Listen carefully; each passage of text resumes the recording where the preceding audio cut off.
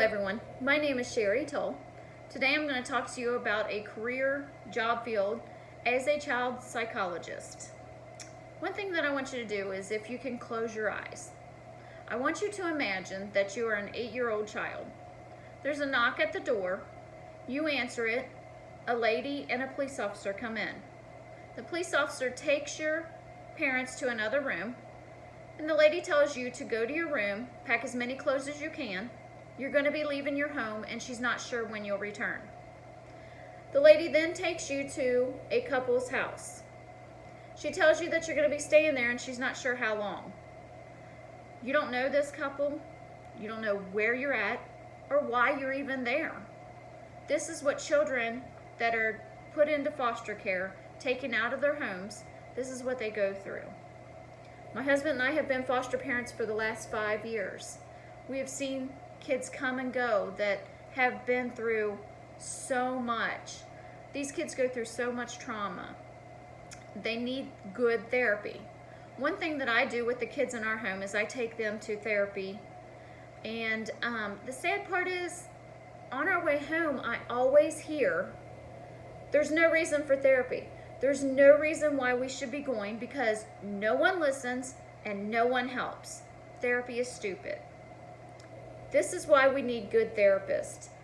People that are going to help these kids move forward. So there's 3 major points to the psychology part, the therapist. One is the education. What does it even take to become a psychologist? And the second is the trauma and the effects on the children. The third is the children that are in foster care. So let's take a look at the education. What does it take to become a psychologist? On September the 17th, 2019, the website Careers in Psychology listed 3 major things that you need to become a psychologist. One being a bachelor's degree in psychology. The second being a master's degree in psychology or social work or behavioral health. The third thing being you need to take an exam to get your license in your state. Now each state varies on their requirements, so if you're going into the field you need to check that out. So now that we know what it takes to become a therapist, let's talk about the trauma and the effects on the children.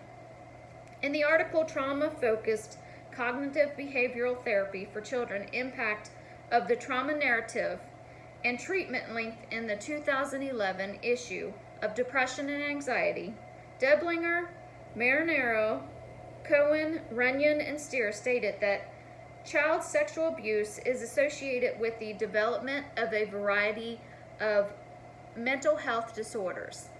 I can contest to that because we have had so many in our house, unfortunately, that have been sexually abused, and they suffer from a lot of mental health issues. If a child was traumatized in a caregiver's care, then the child may find it hard to trust an adult.